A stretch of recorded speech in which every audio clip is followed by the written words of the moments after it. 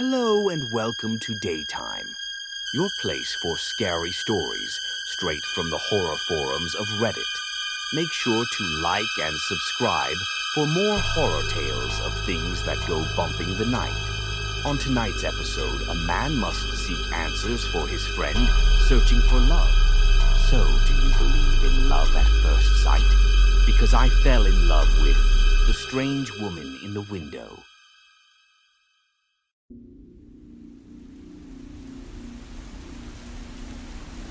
So she just sits there, I asked, and you're just staring at her like a creep? No. It's not like that. It's like she wants you to look, grinned Reggie. She shows off her legs, her white little panties. She throws her red hair around. That doesn't make you any less creepy. She knows I'm there. Hell, last time she smiled at me. She smiled at you, I scoffed. A human woman actually smiled at you. You, Reggie. I get a hell of a lot more smiles than you, He teased. and I swear, she smiled at me. I'm telling you, I'm in love. Tinder not working out for you? Super likes not getting you anywhere? If I had to choose between a random woman smiling at me from a window once every 2 weeks, or getting a match that isn't a bot on the Tinder meat market, I'd choose Window Girl 10 times out of 10. I'll drink to that. And so we did. 6 shots of tequila and a game of pool later. We said our goodbyes. Then he disappeared. One day, he was just gone. No messages, no logins, no goodbyes, no witnesses, no indication of him going anywhere. There were rumors of him being attacked. There'd been news of an up-and-coming masked gang harassing a neighboring town, but nothing was confirmed. The police did a decent job bringing in the usual suspects, but nothing came of it.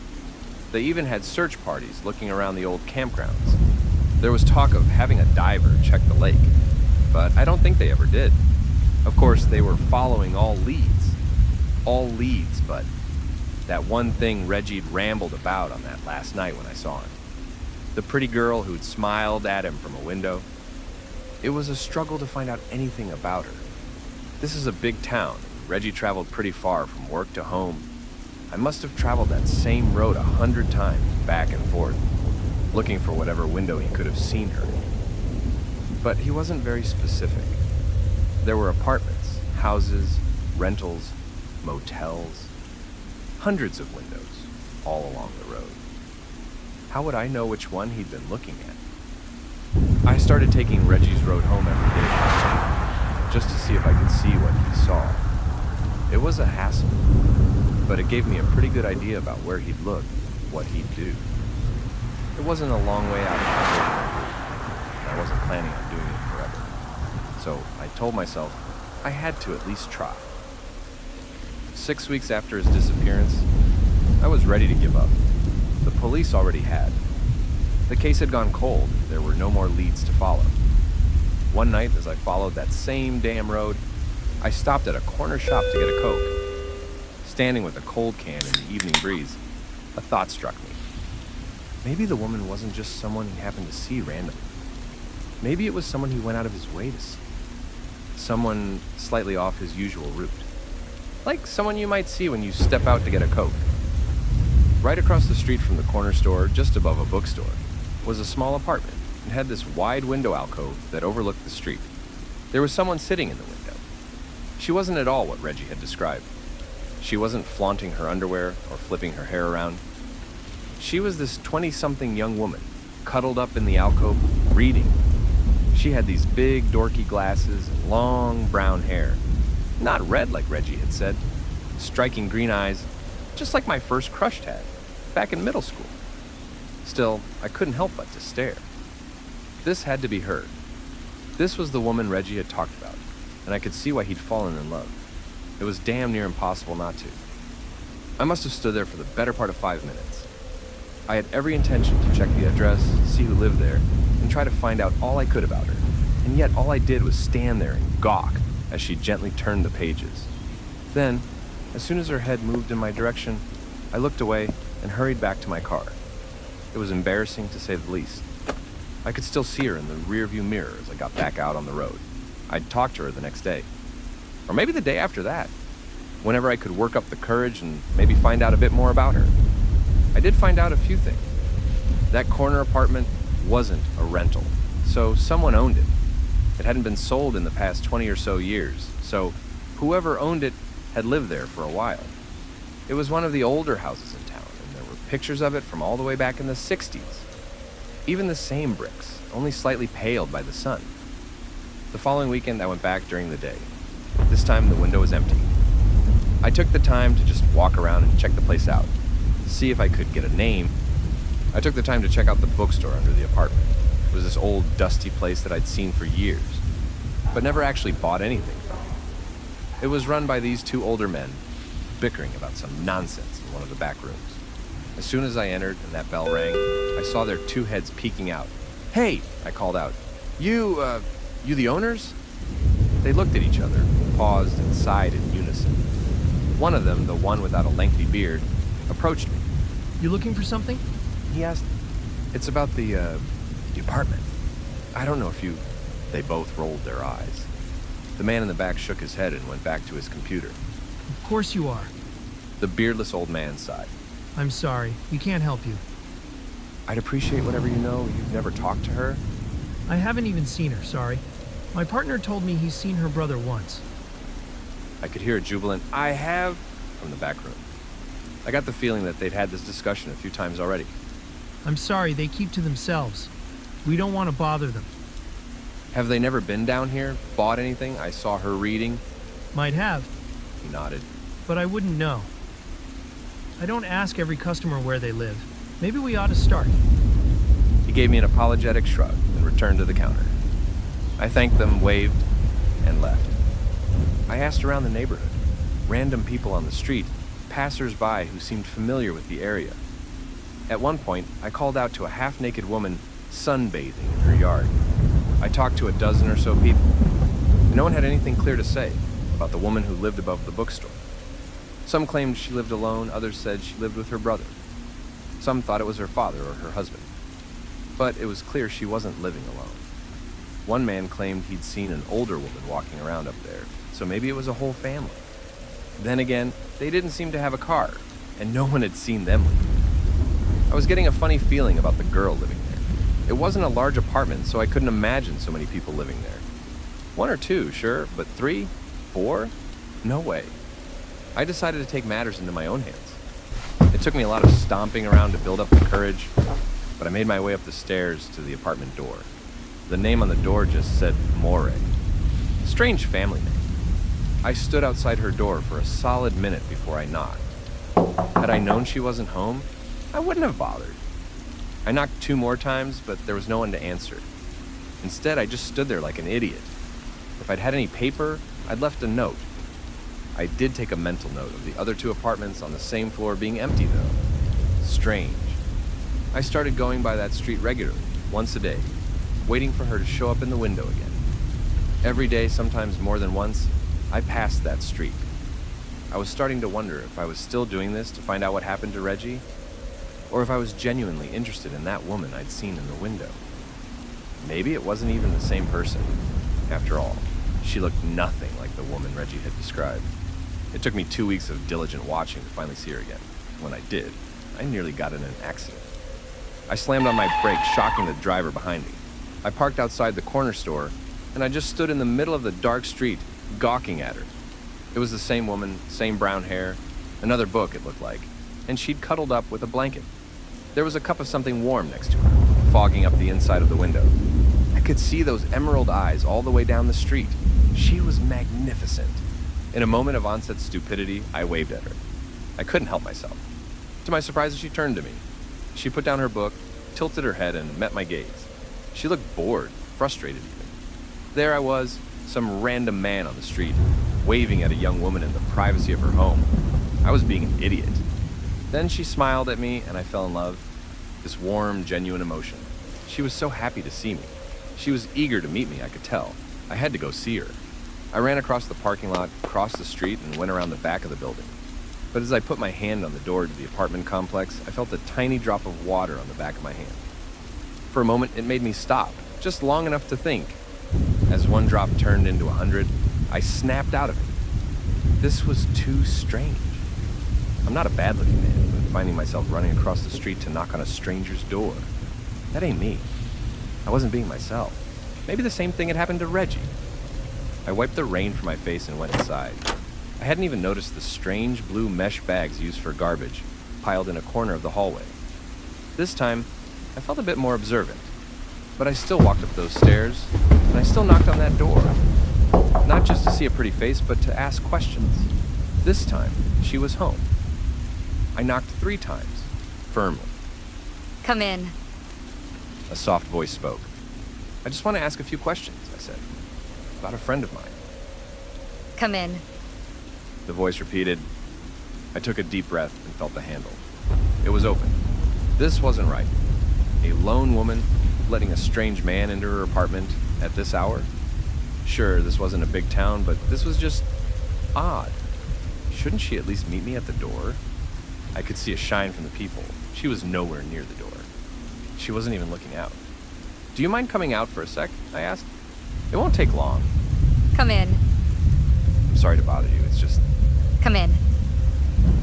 My stomach slowly turned as a chill crept up my spine. I let go of the handle and backed away. I'm sorry. Can you hear me all right? I think the door... Come in. Oh, she heard me. No way she didn't. Was she mocking me? I need to talk to you. I'm not coming in. No response. A shadow suddenly blocked the light from the peephole.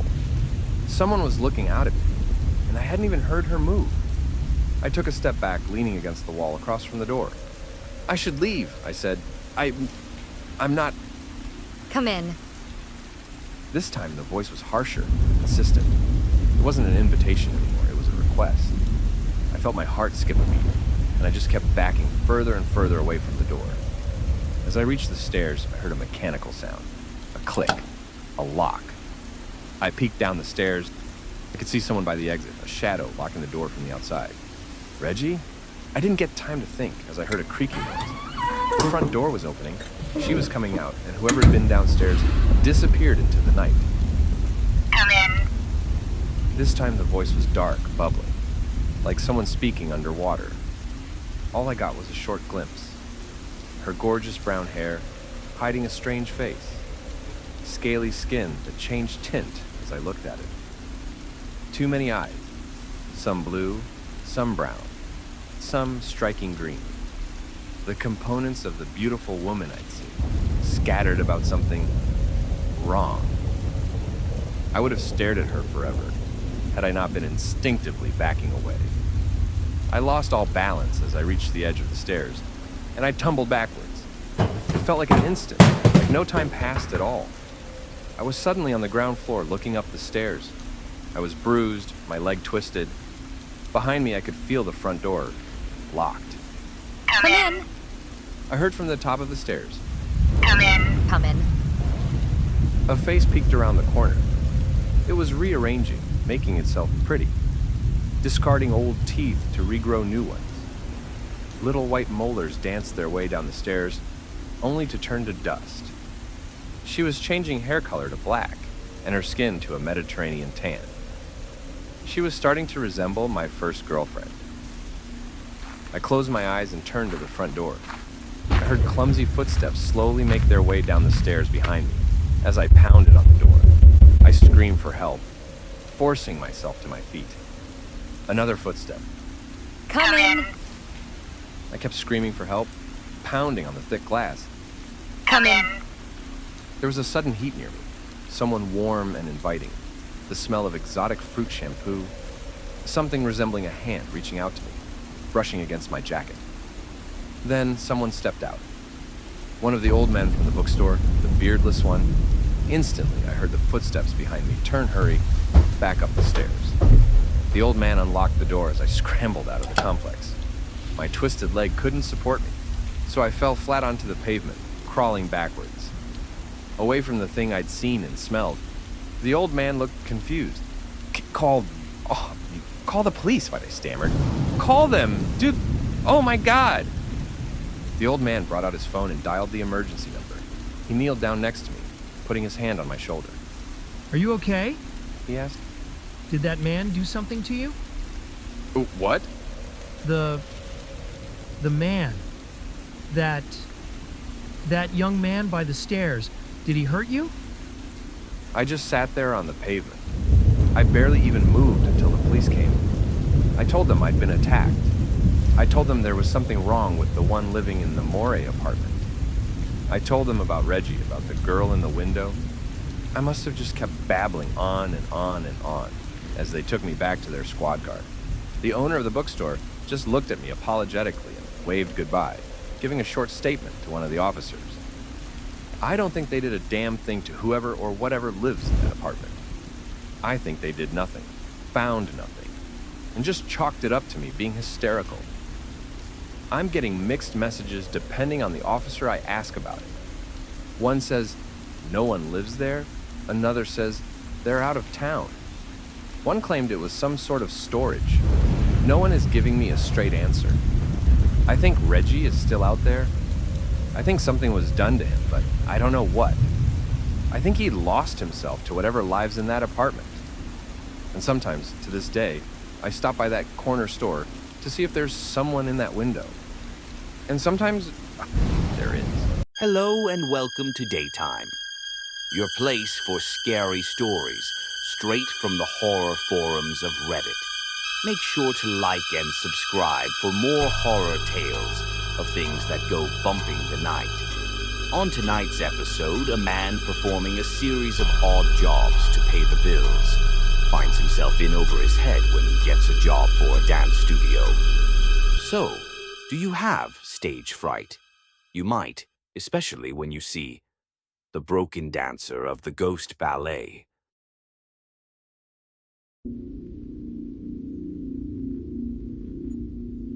It takes a lot of work to keep culture alive in a big city. I've dedicated most of my life to arranging community projects and keeping people engaged. Late-night movie screenings, flea markets, chaperoning, youth centers, concerts, game nights, you name it. I'm the face in the crowd that people can't help but to recognize. It didn't take long for me to expand my interest to amateur theater, opera, and ballet. While I didn't know much about what makes a ballet or opera good, I did know a thing or two about promotion and just keeping a steady schedule. So over time, I became a sort of a tag-along. And while I couldn't speak a line of dialogue without looking at a paper or stand on my toes for a plie, I'd grown quite essential to the local performance groups. I didn't get paid much, but enough to get by. I had a total of 16 so-called micro jobs that paid the bills. But I'd been looking to get into something a bit more stable. So, using my experience with the local cultural scene, I applied for a full-time job at a local and very prestigious ballet school. This place had international recognition, and lo and behold, I got the job. Mostly administration and logistics, but I also just helped out during classes. One of my favorite things to do was to help with flyers and social media accounts. I've always been a bit of a hobby photographer, and ballet has such stunning visuals.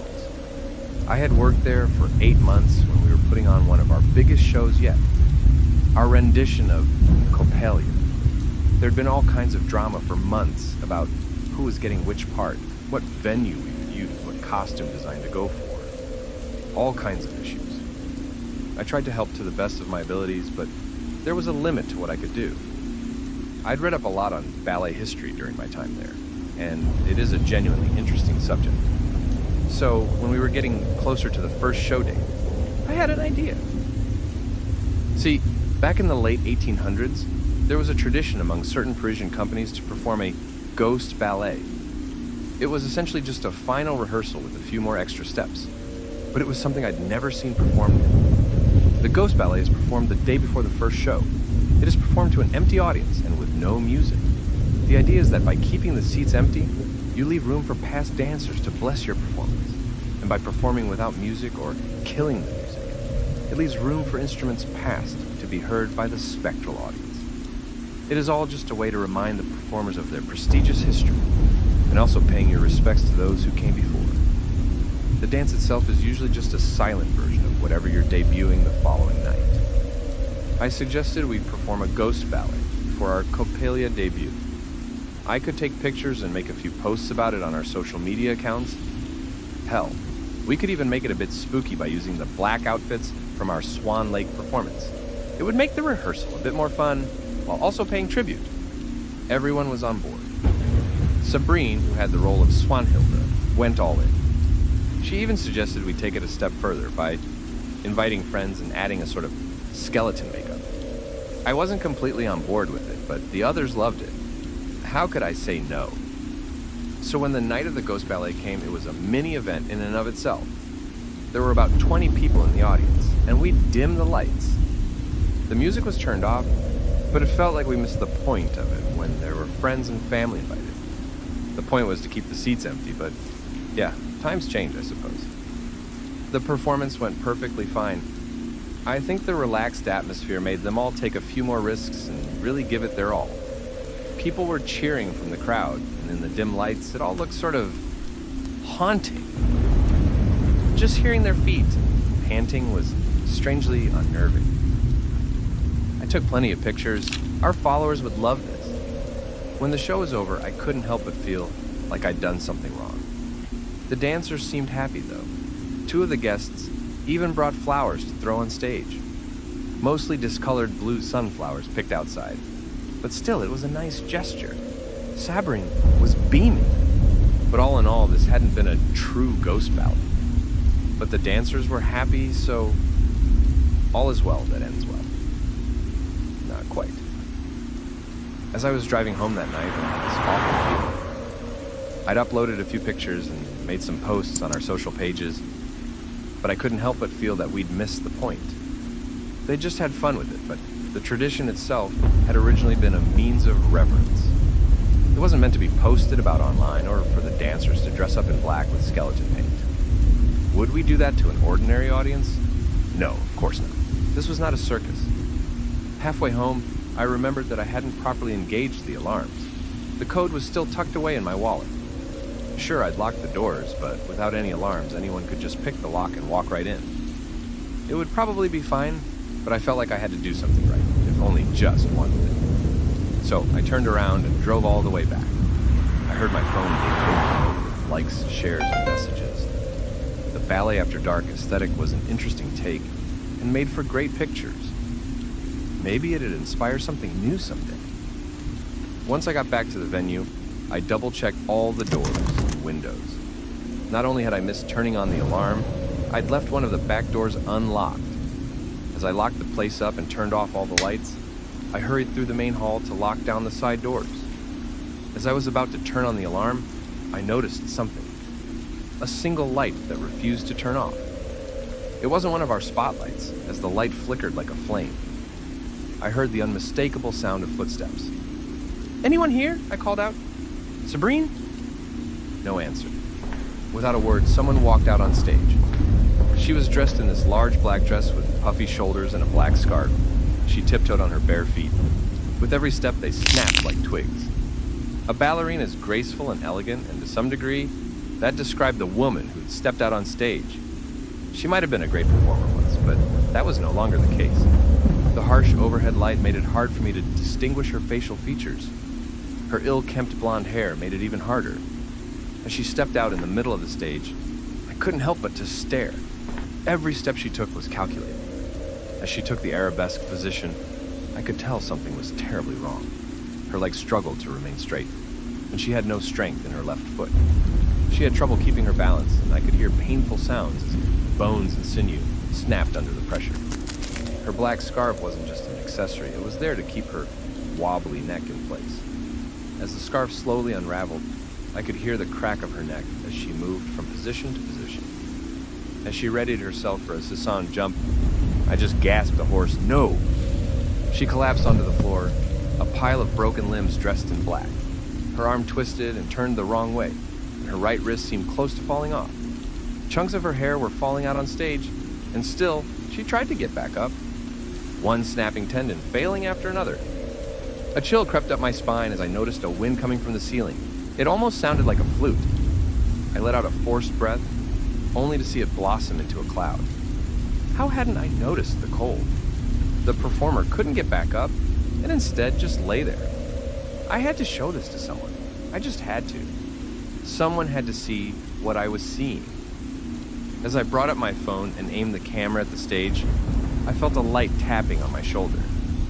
"Pass des photos," somebody whispered. somebody cold. I put down my phone. It seemed like an eternity. I just stood there watching. The broken woman groaned and turned, failing to get back on her feet. Instead, just lay there, writhing back and forth like a wounded insect. Her frustrated cries echoed from the stage, groans turning into pained wheezing. Without turning my head, I tried to see whoever was behind me. I didn't want to turn around. I had this instinct screaming at me to just wait it out. One more bad move and I might not make it out. Rational thought would have to take a backseat. I must have stood there for the better part of 10 minutes. I was so stiff my feet were getting numb. Suddenly a cold wind blew through the hall, and with it, the overhead light went out. Before the stage drowned in darkness, I met the eyes of the broken dancer. Her eyes were empty. Once the stage grew quiet, I ran towards the exit. I slammed the door open, leaving the building and everything in it behind. I didn't think a second about closing up or locking. I was just getting as much distance between me and that building as possible while my mind tried to make sense of what I'd seen. The next day, I woke in at 3 p.m. in the afternoon. I had 27 missed calls, and I was running a massive fever. I texted my boss, giving up on describing the previous night entirely. Maybe it had all been a fever dream. It was certainly warranted. I was shaking. I tried going back to sleep, but those empty eyes kept haunting me. The words whispered in my ear ran a chill up my spine, worse than any fever. I couldn't let it go. Had I really seen it? How could that have happened? I twisted and turned hour after hour, not finding the slightest bit of rest. I had to do something. It took me almost 2 hours just to get dressed and brush my teeth. I tried getting in my car, but I realized I might kill someone if I got into traffic like this. Still, I had to see the show. I couldn't miss it. I'd promised I'd be there. Sabrina was expecting me. I called up an Uber, chugged a yogurt, and got to the show just as it was about to start. The back doors were unlocked, much to my chagrin. I stumbled inside, waving at the security guard. They recognized me, but was visibly worried. Maybe I didn't look my absolute best. Not really a premiere night type of outfit. Sweatpants rarely are. As I got backstage, there was the usual excitement in the air. The first act had just started, and I could feel the magic in the air. I had to see it for myself, just to make sure they were doing okay. It seemed fine. Sabrina was giving it her all. As she and Gaspard performed a perfect fish dive, I could hear the audience ooh and ah. Just like the performers were doing what was expected, so, in a way, was the audience. Then a camera flashed. For a brief moment, I saw something in the empty seats. I heard something. Maybe I imagined it, but right alongside Sabrina, I heard this other set of footsteps. I found myself holding my breath, waiting for something to snap or twist, like the broken dancer. It struck me how, even with all her training, all it took was for a misplaced step for the show to be over.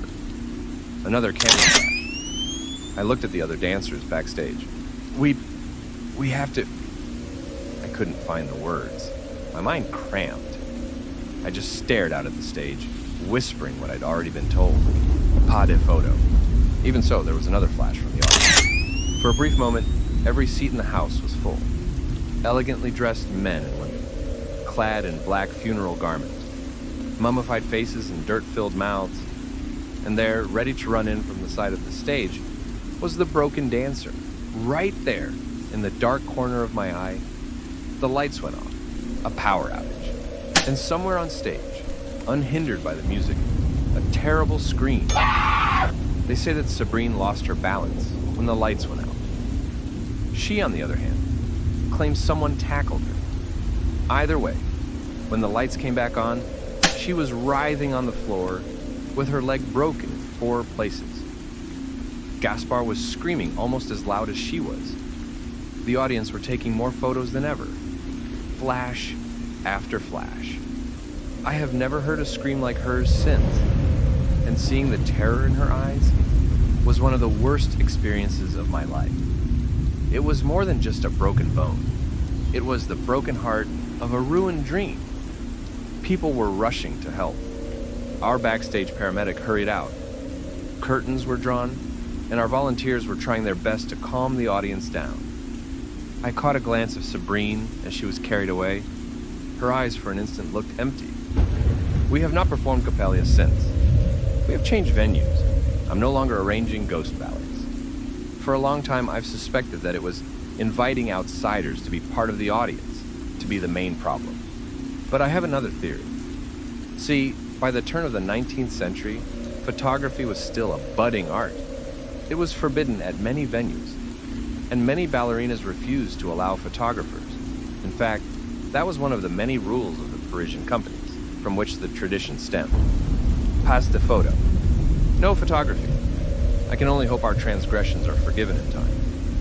I hope Sabrine is allowed to recover. And I hope, dearly, that I someday forget those hollow eyes. Hello and welcome to Daytime, your place for scary stories straight from the horror forums of Reddit. Make sure to like and subscribe for more horror tales of things that go bumping the night. On tonight's episode, a therapist finds himself in over his head when he gets an appointment from a woman with ties to the supernatural.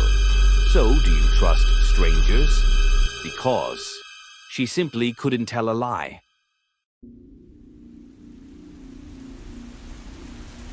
When I met Dawn Anderson, I didn't know what to think. She'd booked a counseling session, seemingly out of the blue, and I had no prior information about her. She'd just called into the office, booked a session with my assistant, and popped up. It was a pale November Thursday and my final session for the day. The streetlight outside was in an awkward position, casting long shadows across my office.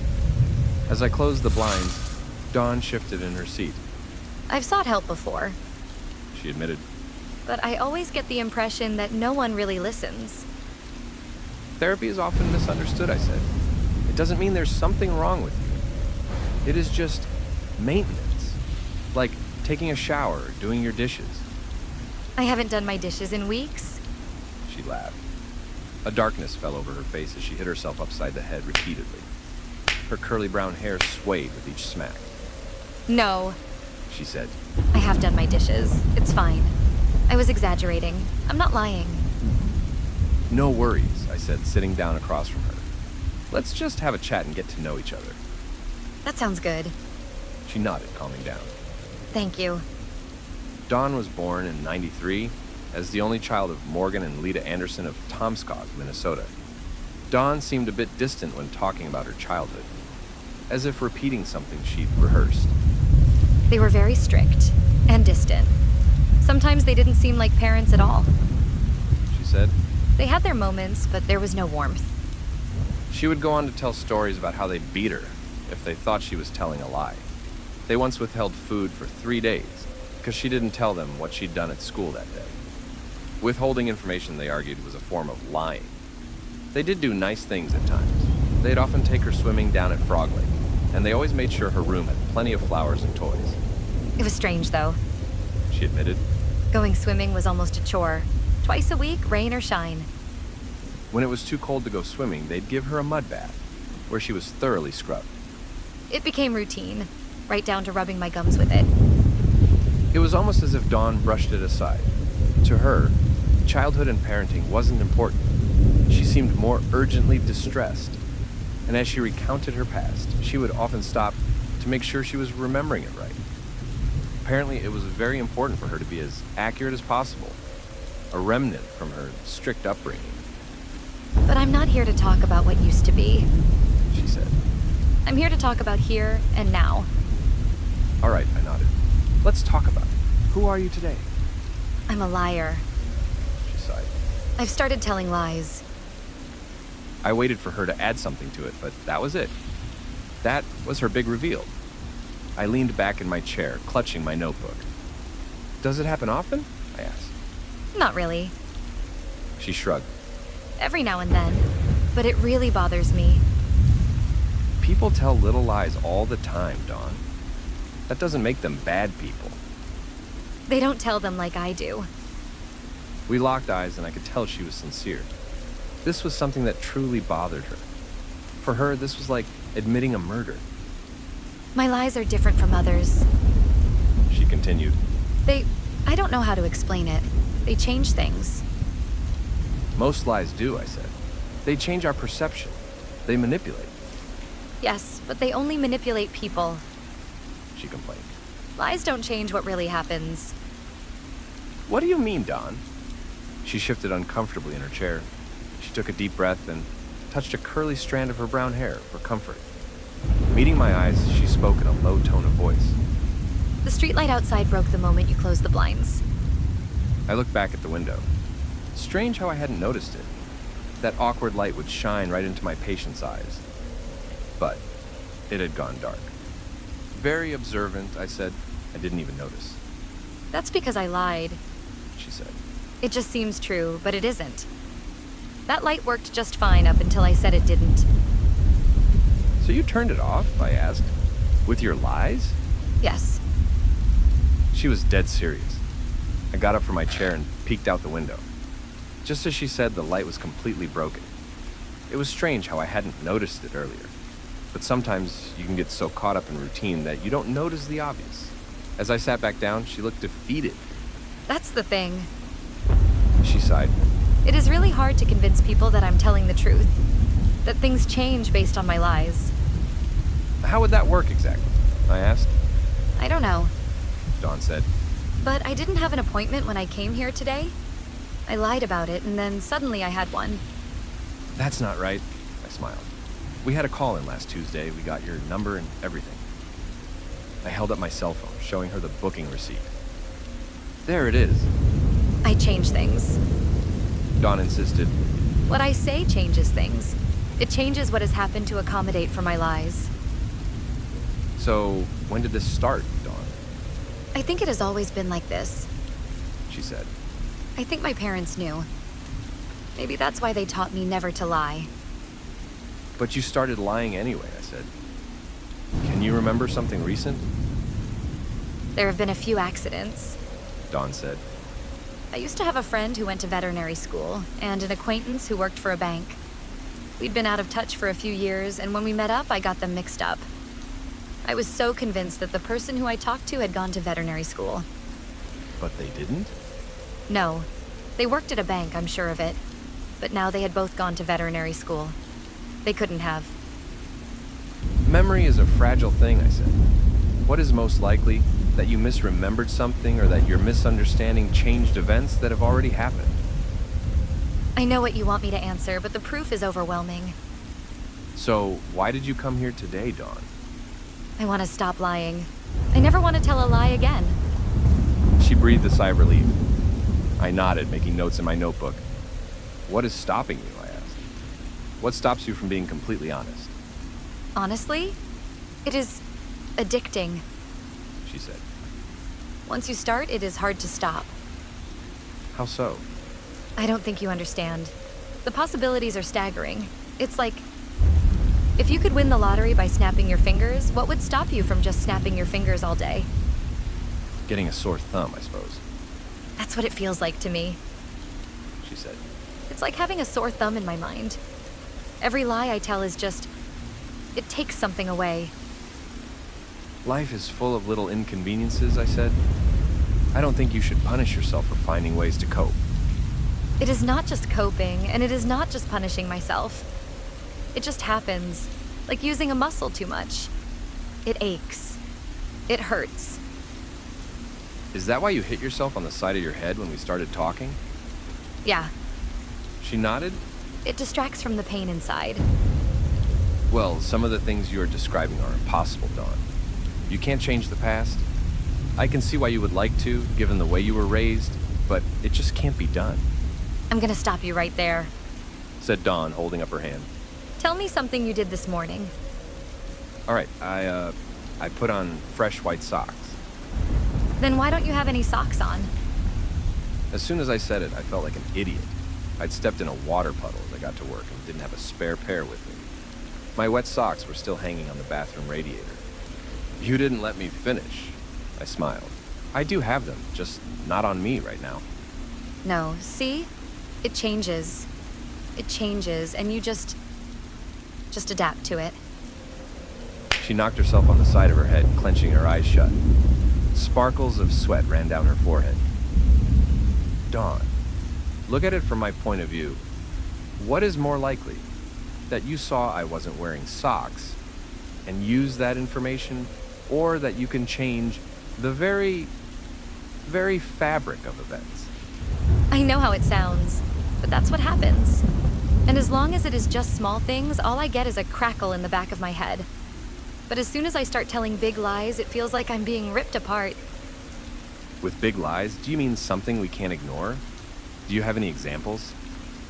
The first lie I ever told. She nodded.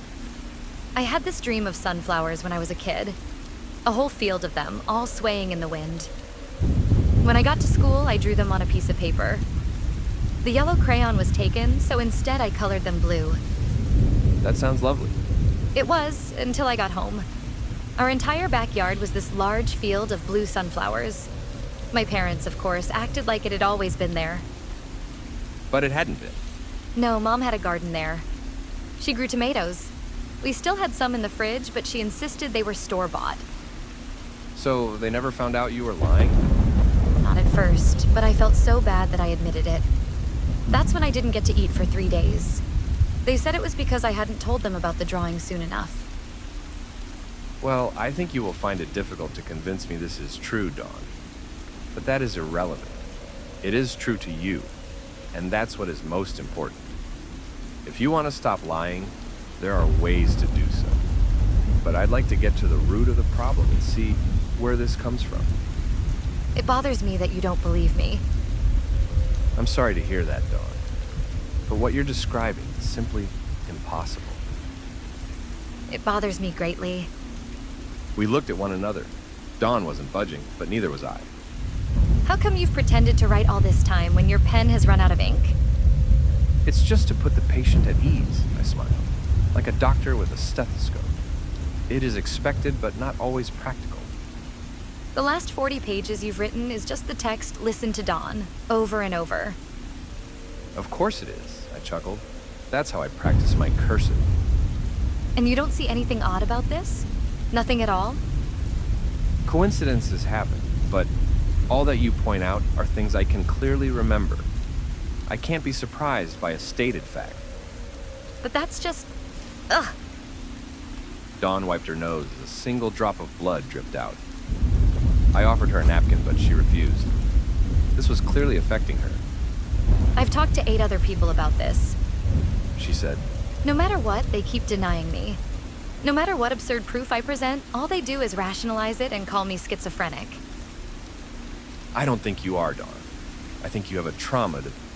It is not a fucking trauma. Dawn stood up, pacing back and forth. She was getting agitated. I stood up next to her, carefully putting my hand on her shoulder. Can I get you any coffee, tea? You're married, right? She asked. Do you love your wife? Of course, with all my heart. Do you, though? Do you really, really love her? Undoubtedly. Dawn shook her head. Can you feel right now the happiness she brings to your life? Yes, but what... Then why are you considering divorcing her?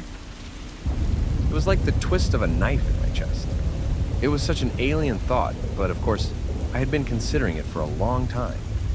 I couldn't think of a reason at the top of my head, and the way it made me feel was just awful. Patricia and I had had our ups and downs over the years, but we'd always grown stronger because of it. Sure, we'd hit a rough patch in the past few weeks, but... You said you loved her. Said Dawn. You said you were happily married, then something changed. Not changed as much as... I scratched my head. I felt strange, like something had flipped my world upside down. 2 drops of blood pushed themselves out of Dawn's eyes, little red tears. You have to believe me. Said Dawn. Please believe me. I'm trying, but... Fine, let's go. Growled Dawn. Let's fucking go.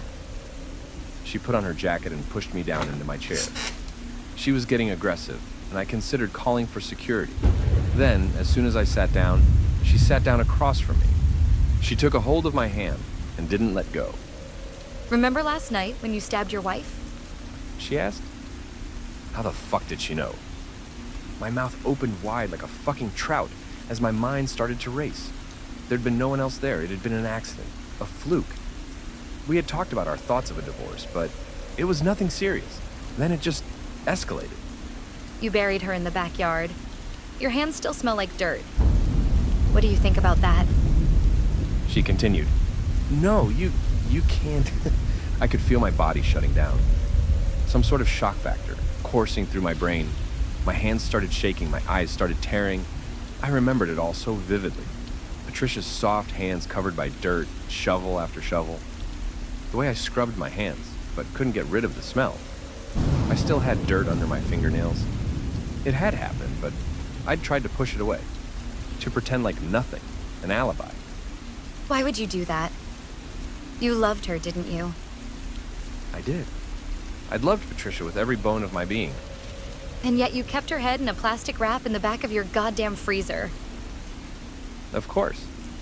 I couldn't let her go. I broke down. I cried like a fucking baby. There was no way Dawn could have known this. I had barely even admitted it to myself. Compartmentalizing. There were 1,000 little reasons leading up to what I'd done. But to have it all splayed out like this in front of me, it was too much. My world was crumbling. My peace of mind had already rested on the knife's edge, ready to tip me over the side, but now I felt like I was free-falling. A pale hand feeding the worms outside. A bathroom smelling of chlorine and bleach. Perfectly good hacksaw that I couldn't bear to look at ever again. Green eyes staring at me through thin plastic, asking me why. I threw myself out of the chair, enraged. She couldn't know.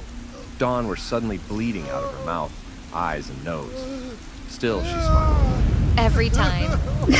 She laughed. Why does no one ever listen? You've said enough. Really? Dawn pushed me away, breaking a leg of the table between us. As I landed on my back, she held me down with a hat rack. You drowned your daughter in a well. You ran over your mother with your car. You've killed 3 hitchhikers using the loaded rifle in the trunk of your car. I just screamed as the memories came flooding back to me. It was true. All of it. How the fuck did she know? It had been years. I'd covered my tracks so well. I got a hold of her foot and dragged her down to the floor next to me. I could barely see her in between my teary eyes, but I had to do something. I had to stop the pain. I had to end her. I tried to get my hands around her neck, but she resisted. She was stronger than I thought. Then again, She coughed as one of my hands touched her neck. all I've said today has been a lie, hasn't it? My mind went completely blank. As my eyes lost focus, I saw Dawn getting up. Her eyes were completely red swollen with blood. She kept beating the side of her head with the palm of her hand, coughing all the while. I'd probably given her a bruise. It was, but It takes a while to rationalize the bigger stuff. she said Give it some time. I didn't do any of that. I didn't. Of course not. All I said was a lie. But why, how, I think that's enough. sighed Dawn. I can't say I'm surprised. No one ever believes me. Just try to remember me as Dawn Anderson, a young human woman, and not the way you've truly seen me. As she left the office, I was still sitting on the floor. I couldn't even understand why. I had no reason to be upset or attack her. Sure, she'd been provoking me with mental images of harm coming to my family, but to attack her like that, it was insanity. Stress-induced hysteria or something. I sat alone in my office, feeling the pale light of the streetlight outside warm the back of my neck. I don't know what to believe. And I don't know if I will eventually rationalize all of this to some insane degree. But I know that it shook me to my core. There was something about Dawn that I had never seen in another patient. And to some degree, I believe she knows something impossible. And when I went home to open my freezer that night, I was genuinely scared to see something look back at me, even though Patricia was sleeping soundly in the other room. But the shock of hearing what Dawn had said, and the images it conjured in my mind, it remained. The untouched spot in my backyard, the hacksaw in the garage. It was still there, unused. I held Patricia tight that night as I dreamt of murder, as if it had really happened, if only for a while. Hello and welcome to Daytime, your place for scary stories straight from the horror forums of Reddit. Make sure to like and subscribe for more horror tales of things that go bumping the night. On tonight's episode, a man reflects on his time as a boy when a strange event occurred in his small town. So are you lactose intolerant? If so, you might be one of the lucky ones, because there can be no milk.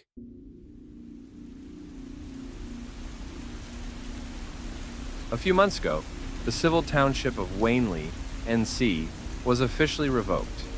The area's had a dwindling population for decades, and with less than a dozen people living there as of this writing, the town has been absorbed into a neighboring area. For most people, this is a footnote. No one really knew about Wanley. Hell, even the post office got confused at times. But that town used to be something, and the people who came from there are as real as it gets. I was one of those people, and I want to tell the story of what happened. In the 90s, Wanley was the home to approximately 3,800 people. The main export was corrugated steel roofing sheets, produced by the Wanley Metalworking Roofing and Tiles. There were the 2 dairy farms, the Ansons and the Bows. We also had a small barley and wheat refinery, a high school, 2 large off-site admin offices, and one of those small-scale business incubators. Apart from that, there wasn't much to see in Wanley. Just this flat chunk of land amid a big pile of nothing. In those days, people were already leaving town. Businesses were split between Fayetteville and Roseboro.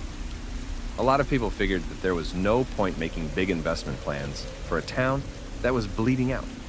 Hell, even Wanley Metalworking considered relocating south to Wilmington, abandoning their namesake.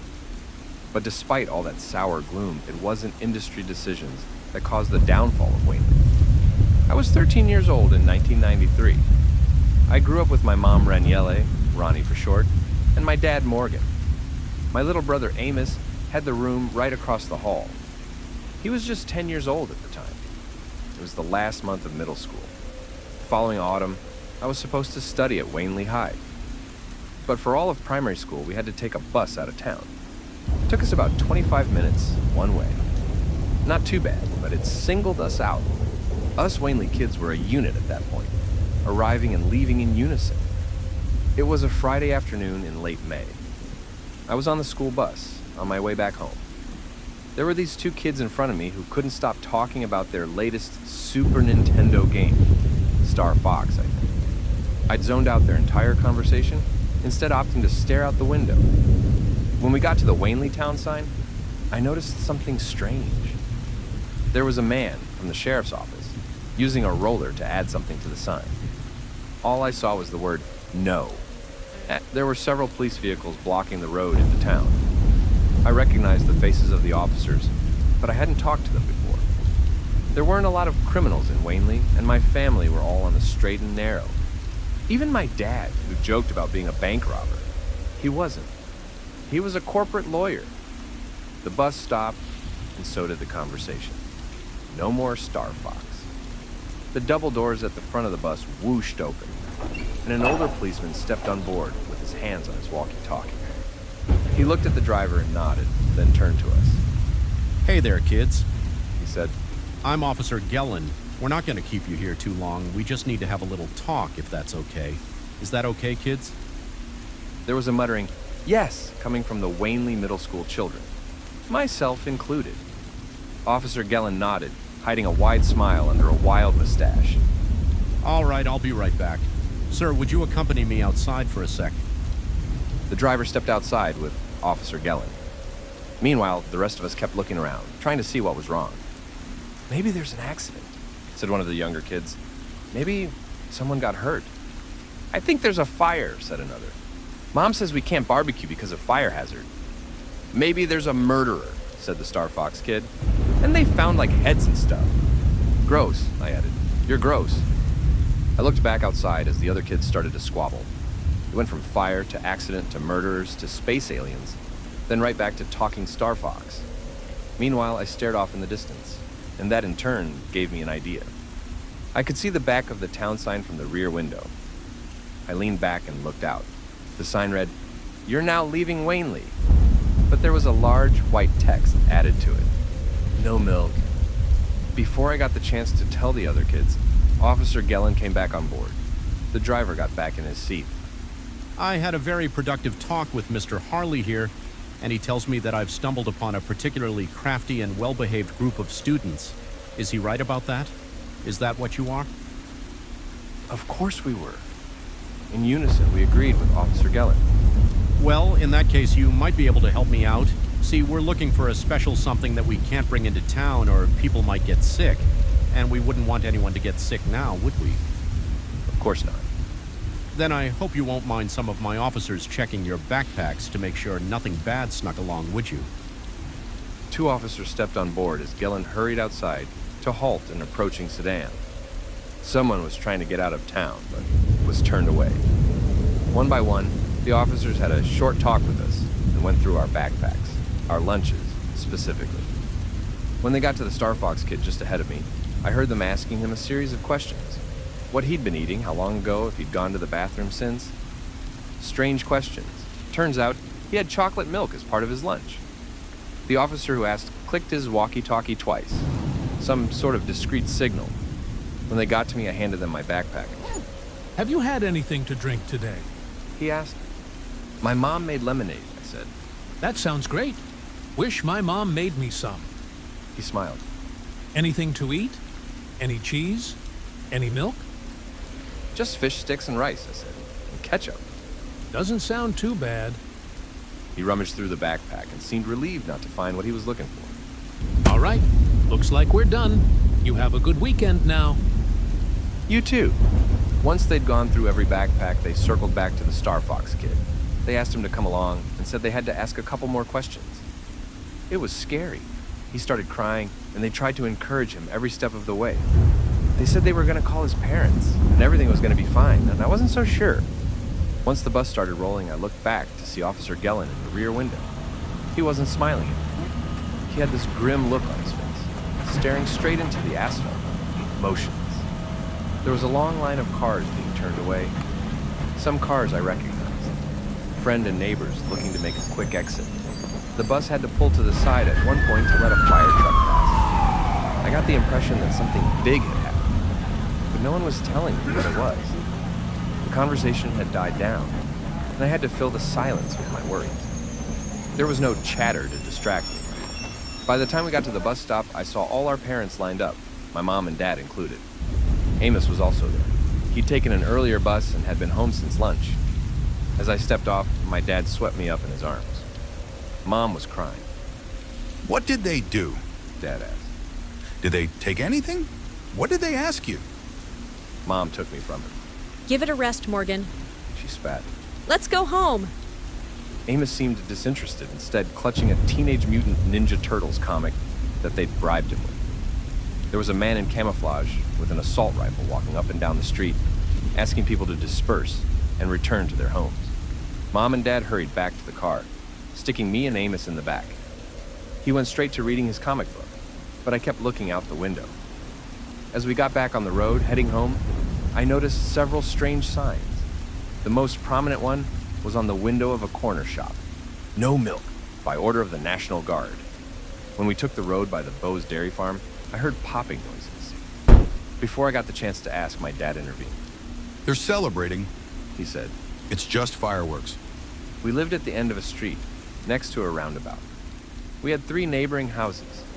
2 of them were elderly couples who rarely left their homes, and the last was another family with a teenage boy. We'd hung out a bit before he started high school, but we'd fallen out of touch in the last year or so. Still, I had fond memories of watching movies on their big screen TV and playing video games. I bet they had the new Star Fox game. As we turned the corner, the street was in chaos. The Masons were out on the lawn, arguing with 2 fire marshals. The other elderly couple, the Stevensons, were dragging bags to their car. The other family was nowhere to be seen, and their SUV wasn't in the driveway. Their front door was half open and the lock broken. There was a piece of white paper with red text nailed to the side of the door. Just go to your room. Dad said. We'll talk over dinner. But what's going on? I asked. We'll talk about it later. He insisted. For now, I need you to stay in your rooms. Amos looked up from his comic book. Can I play Nintendo? As long as you want, honey. Mom smiled. And tonight, there's no bedtime. Amos looked up at me like we were going to Disneyland. It took him a moment to realize that he was the only one smiling, and he didn't understand why. To be fair, neither did I. We hurried inside. Amos and I ran upstairs and got to our rooms. Amos had been allowed to keep the Super Nintendo in his room, while I had a VCR. It was fair enough. He could play games, and I could watch movies. But I wasn't in the mood to watch anything. I had this sinking feeling that something was terribly wrong, and I kept looking out the window, hoping to see something. The Stevensons were arguing next to their car, and the Masons were being ushered back into their house. I could see smokestacks rising from the dairy farms and flashing lights from fire trucks going back and forth down Main Street. Every now and then, if I listened closely, I could hear popping noises. It didn't sound like fireworks. It sounded like gunshots. I'd only been in my room for a couple of minutes before I heard a careful tapping at the door. Amos stepped in with this haunted look on his face, his eyes wide and unblinking. Can you help me with my science project? He asked. It's acting funny. Amos had been working on a science project for school. It wasn't a big deal. He'd taken different kinds of milk and placed them in cups to see which ones went bad first. He usually checked it before he went to bed, making notes about changes over time. Can you please look? He asked. It's really weird. All right. For something to make Amos say please, it had to be something out of the ordinary. I walked across the hall to his room, catching a whiff of an argument downstairs. Mom had raised her voice. There was a certain pitch to it when she was worried about something. She wasn't holding back this time. It made me feel sorry for Dad. Half the time, it wasn't even him she was angry at. I followed Amos past the pause screen for Contra 3 and up to the window. He had the cups resting on a small metal tray with plastic wrapping. He stopped just ahead of it.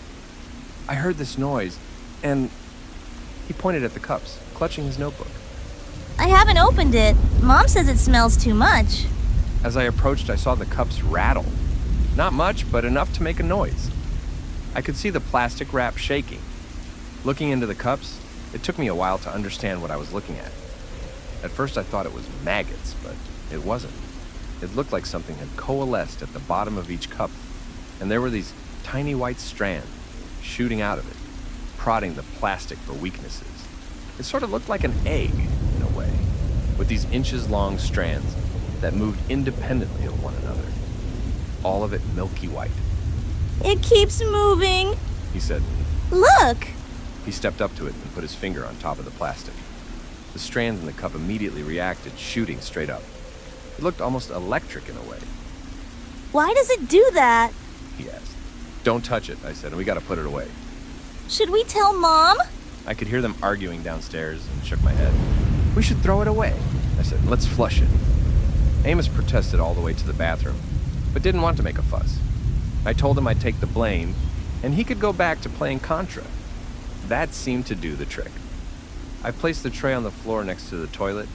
I put on Mom's plastic cleaning gloves just in case. As I took off the plastic wrap, those little white strands shot out of the cup, aiming straight at my face.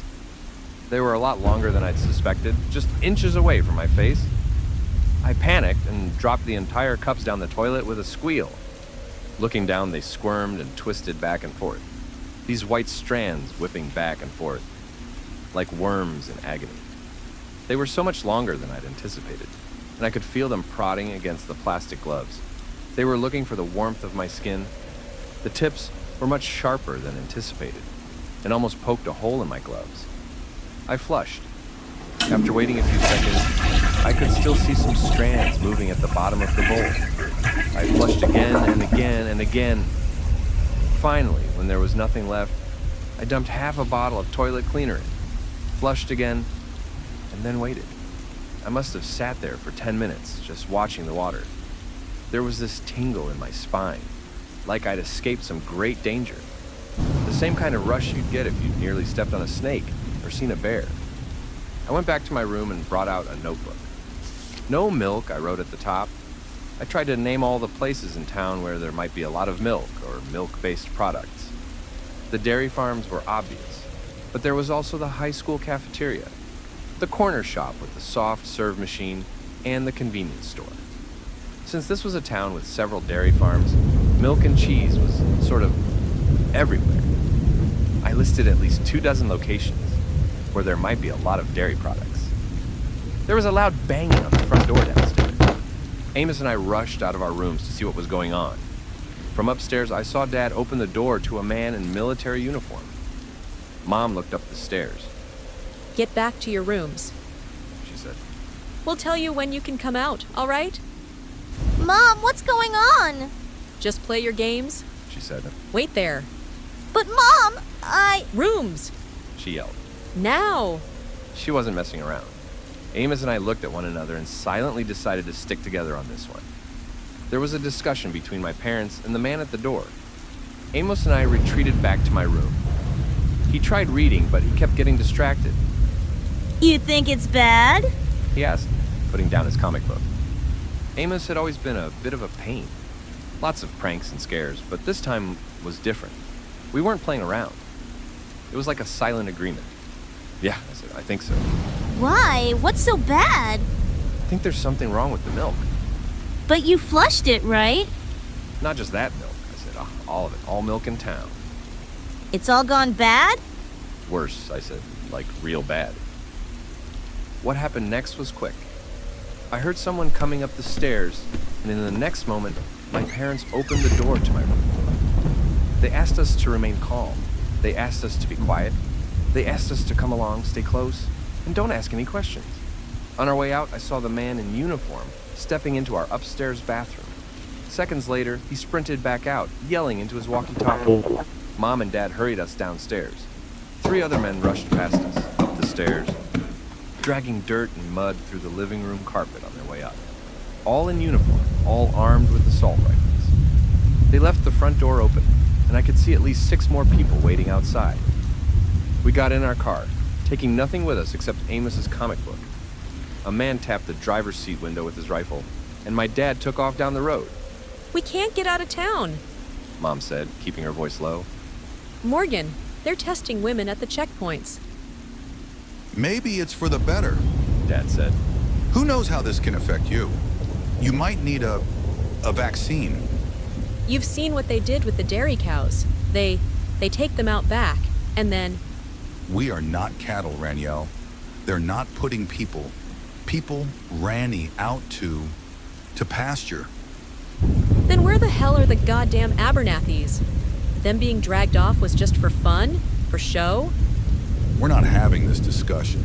Dad said. Not in front of the kids? I'm almost in the 2nd trimester. She whispered. And God knows what they'll do if they... Mom quieted down, holding a hand to her mouth. Dad looked at her with a mix of pity and frustration. I feel strange, Morgan. She continued. And it's not like last time. There's this big 4-way intersection in the middle of the downtown area. When we got to that point, the lights had turned red. There were these military trucks going by, one by one, at least a dozen, covered in blue plastic tarps. Long after the lights turned green, the trucks were still going by. As the second to last truck was going by, there was this loud metal bang, and the entire truck started moving. For a moment, we all thought it was going to tip over. 2 of the wheels were off the ground, tipped back down, and the driver leaned on the horn. From seemingly every corner of the street, armed men started shouting at us to move. I could see something moving under the tarp, something sharp poking and prodding against the plastic. I'd seen it before. Dad stepped on the gas, going the other way. I saw the high school gymnasium in the distance, lined with vehicles all along the street. They told us to stay here. Dad said. Let's just hunker down and wait. We'll be trapped. We can leave at any time. We can't go by foot. I don't like the look of those rifles. You know they wouldn't. They exchanged a glance, and the conversation stopped. Amos and I just kept our heads down. There were still popping sounds outside. They were closer now. Dad found a spot further down the street, and we made our way to the gymnasium. There were at least 100 people gathered outside. I picked up a few things from various discussions going around. For example, the armed men were from the National Guard. Most of them had shown up early that morning, probably minutes after I'd left for school. There was a lot of talk from a lot of people. A soldier explaining something about lactic acid bacteria to one of our science teachers. An old man complaining about how they took his freezer. A kid being scolded for not telling his mom he had a milkshake with his lunch. A farmhand looking distraught, saying something about the new cow feed used at the Anson farm, and how it was unfair for the Bows to get shut down. Bits and pieces of 100 different stories. But what struck me the most was a group of young women looking distraught. One of them kept repeating the same thing over and over to a soldier. I'll never get rid of it. She asked. It's in there? For good? We had to sign our names on the way in. Dad signed for the 4 of us. I barely recognized anyone. They'd set up green military cots, 2 by 2, with a basic footlocker for valuables and personal belongings. Dad weaved between aisles of cots, keeping me and Amos close. Mom was looking for the restroom. When can we go back to the house? Amos asked. They're checking the pipes. Dad said. That can take a while. Checking the pipes for what? I don't know, but whatever it is, they're making sure we're okay. A stone sunk into my stomach. Maybe what I'd flushed down the toilet had gotten stuck in the pipes somehow. Maybe that's what they saw. For the next few hours, we stayed put. They handed out a couple of basic dairy-free meals. Once every 2 hours, there were a couple of soldiers walking down the aisles, making sure everyone looked okay. But people were far from okay. I saw this one athletic guy shaking like a leaf, coughing into his hand over and over. It sounded awful, like his body was trying to push something out. When the patrol made their rounds, they took him outside. I didn't see him again. Mom was in the bathroom for a long time, at least an hour. When she got back, she had this slightly ashen complexion, like she hadn't slept for days. Dad was worried, but she kept telling him she was okay. Once it started to get dark, the patrol said they were closing down for the night. A curfew was in effect. Dad had all kinds of questions, but didn't want to start arguing with armed soldiers. I could tell he was holding back. Corporate lawyer or no, personal freedoms are a big sticking point to him. I remember this big clock over the scoreboard. If you managed to filter out the cries and the occasional scream, that clock was the only thing you could hear. And I could swear that the seconds were getting longer the more you listened to it. Mom and Dad shared a cot, while Amos and I got one each. Amos went out like a light, but I stayed up long after midnight. I couldn't help it. That damn clock kept me up. With the lights off, all I saw was the sharp shadows cast by the crescent moon creeping in through the cloud cover. As the screams and cries turned to sniffles and snores, I was left awake staring into the ceiling. I heard people whispering about megabacteria, something in the methane, the lactic acid, the gas lines. Nobody knew for sure. There was one guy who kept muttering about birds being the source, claiming it had rained feathers moments before shit hit the fan. There was this one drunk man by the exit who kept talking out loud to himself. They dance like skinny little worms reaching for the stars. Skinny little worms. Just like I'd seen in my brother's science project. I'd been drifting in and out of sleep for 1 or 2 hours when I snapped to attention. I heard someone running past me and looked up to see Mom's side of the cot empty. Dad sat up, rubbing the sleep out of his eyes. Ronnie? He whispered. He noticed me looking his way. You see where Mom went? I shook my head. He got up and took me by the hand. Let's go look. We went down the aisles, hand in hand. It was eerie watching all these strangers sleeping around us, like nothing was going on. Even the drunk guy by the exit was out cold by now. I don't know if I was imagining things, but I had the mental image of those skinny little worms appearing. Sometimes, when I looked at the sleeping people, I imagined little shadows scurrying to hide. Something crawling out of a nose, an ear, a mouth. We walked past this one man who looked sick, who had a metal bucket next to his cot. I could hear little tapping movements at the bottom of it, as if something was struggling to reach out. She might be in the bathroom, Dad said. Let's go look. There were 2 patrolmen by the bleachers, smoking and telling stories. They kept passing a bottle back and forth. Dad kept his head down, making sure not to look them in the eye. We went through a short hallway and made it to the bathrooms. The power was still on, but all the lights were off, making the emergency exit sign the only thing to guide us. Dad was about to step inside the bathroom when I tugged on his sleeve. "That's for ladies, Dad," I said. I'm sure they won't mind. We stepped through the door. Moonlight was coming in from a frosted glass window, casting an eerie shadow across the floor. We split up and started knocking on the stalls. It was quiet. Dad had this worried look on his face. Maybe you should step outside for this, he said. just for a while. Let's check, I said. It'll be quick. Wait, let's... I opened one of the stalls. I barely saw anything. In the moonlight, I couldn't see much more than outlines. I saw a pair of still hands holding up a bloated belly with these dancing little worms pushing their way out of the skin. Like a goddamn human garlic press. The tapping sound of 100 thin parasites looking for a new host. Some were just an inch long, others were as tall as an arm. One of them poked the nail on my thumb, but couldn't latch on. I saw chunks of hair strewn across the floor, a side effect of late-stage infection. A hand fell over my eyes, and I was dragged outside. When I looked up, I saw Dad. His entire body language had changed, like he was in pain. For a few seconds, all he did was stare at me. Then, there was a bang on the door, coming from the inside.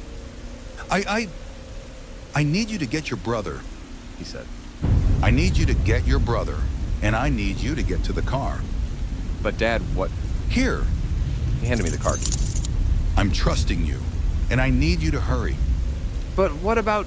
Another bang on the door. Dad straightened his back and pushed it shut. I stepped back, feeling my pulse rise through my chest. Go! He yelled. I'll meet you outside.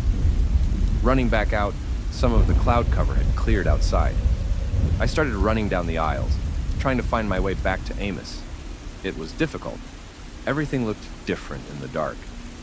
There was this woman who got out of her cot just a few feet ahead of me. She coughed, and this avalanche of worms trickled out of her mouth.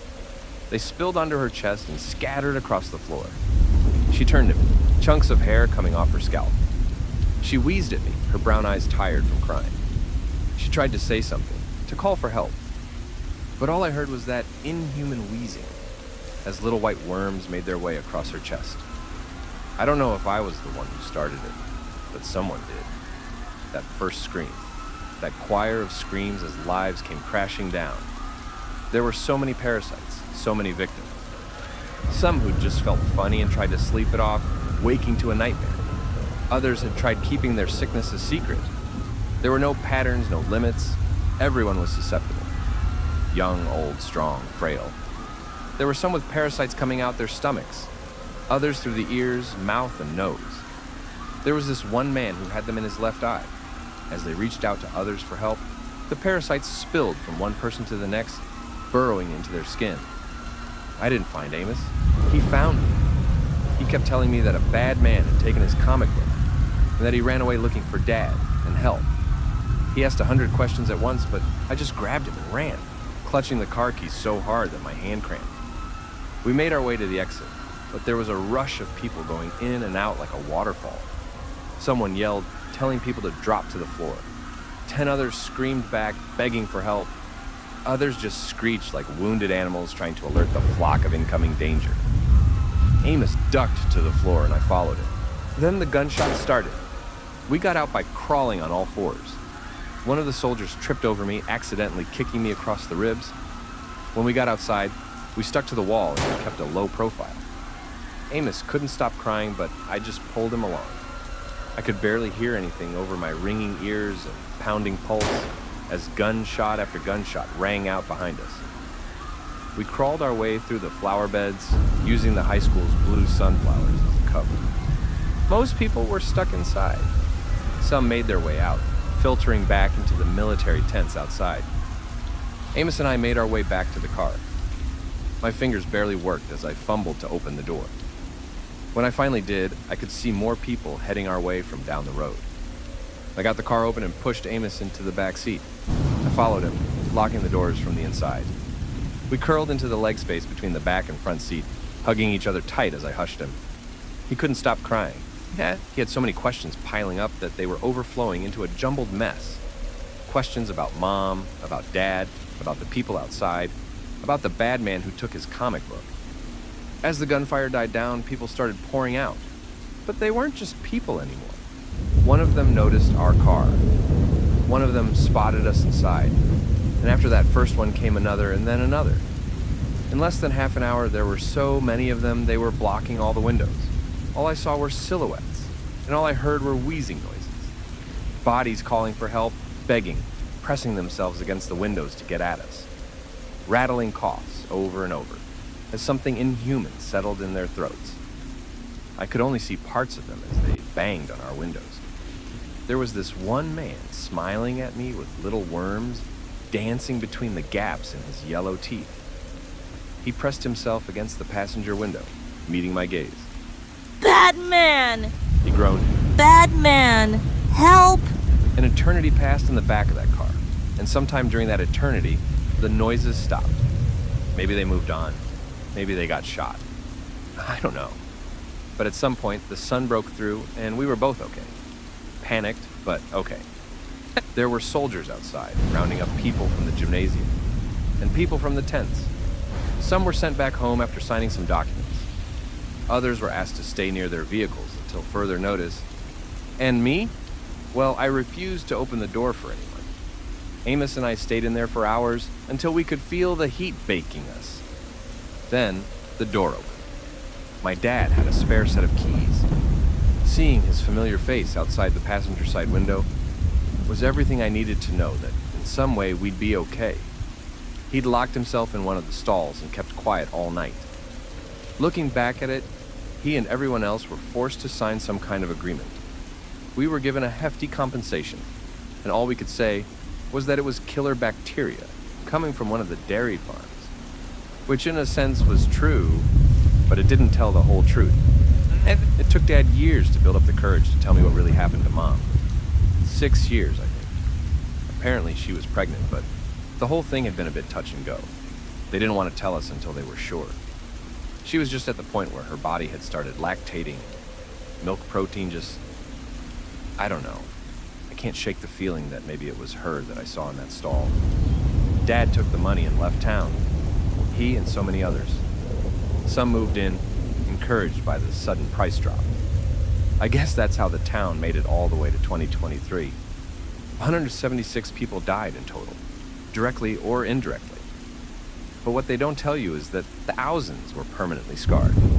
Some of the girls who'd just entered puberty had to get sterilized, or they might risk another outbreak years down the line. They did some tests on me as well, but determined I was fine. Amos, too. Guys are affected differently. I still have that bacteria in me in some capacity. While I can eat and drink dairy nowadays, there's that part of me that just can't bring myself to try. The thought of reliving any part of that day gives me this sickening feeling in the pit of my stomach. I feel my pulse rising just thinking about it. Seeing that white liquid fills me with the sense that there is so much moving around in it that I just can't see. If it hadn't been for what happened that day in 1993, I think Wanley would have been fine. But as it stands, I'm glad it's finally gone.